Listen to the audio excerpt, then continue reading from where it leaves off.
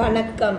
இன்னைக்கு நம்ம பார்க்க போகிறது தமிழ் பாடம் 5ஆம் வகுப்பு தமிழ்நாடு அரசு பள்ளி கல்வித்துறையால் எல்லாருக்கும் பொதுவாக எழுதின புத்தகம். பாடம் 1 இயல் அப்படின்னா பாடம் 1. அதில் முதல்ல நம்ம பாடல் பார்க்க போகிறோம். என்ன பாட்டு பார்க்க போகிறோம் அப்படின்னா தமிழ் அப்படிங்கிற வார்த்தை, தமிழ் அப்படிங்கிற சொல், தமிழ் அப்படிங்கிற மொழி எவ்வளோ இனிமையானது அப்படின்னு சொல்லி நம்ம பார்க்க போகிறோம். பாரதிதாசன் அப்படிங்கிற கவிஞர், புரட்சி கவிஞர், அவர் இந்த பாடலை எழுதியிருக்காரு.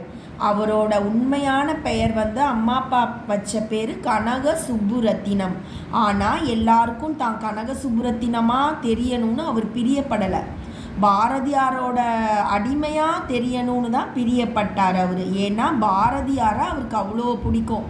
பாரதியாரை யாருக்கு தான் பிடிக்காது? பாரதியார் வெள்ளைக்காரனை எதிர்த்து புரட்சி பண்ணினவர் அவர்.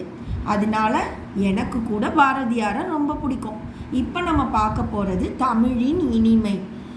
கனியிடை ஏறிய சுளையும் முற்றல் கழையிடை ஏறிய சாரும் பனிமலர் ஏறிய தேனும் காய்ச்சும் பாகிடை ஏறிய சுவையும் நனிப்பசு பொழியும் பாலும் தென்னை நல்கிய குளிரில நீரும் இனியன என்பேன் எனினும் தமிழை என்னுயிர் என்பேன் கண்டீர்.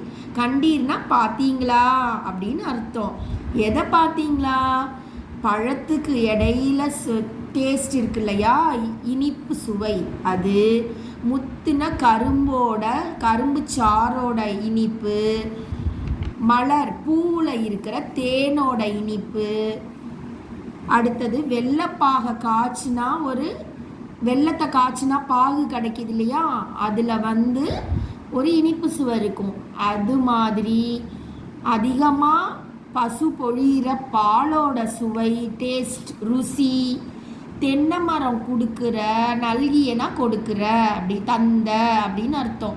குளிர்ந்த இளநீர், முத்துனா தான் தேங்காய், பிஞ்சாக இருக்கும்போது இளநீர், அந்த இளநீரோட டேஸ்ட்டு இதெல்லாம் விட ரொம்ப இனிமையானது தமிழ் மொழியாம். அவ்வளோ இனிமையானது. ஆனால் எனக்கு அந்த தமிழ் என்னோட உயிருக்கு சமமாக நான் சொல்லுவேன் அப்படின்னு சொல்லியிருக்காரு இந்த கனக சுப்புரத்தினம் என்கின்ற பாரதியின் அடிமை பாரதிதாசன். நன்றி.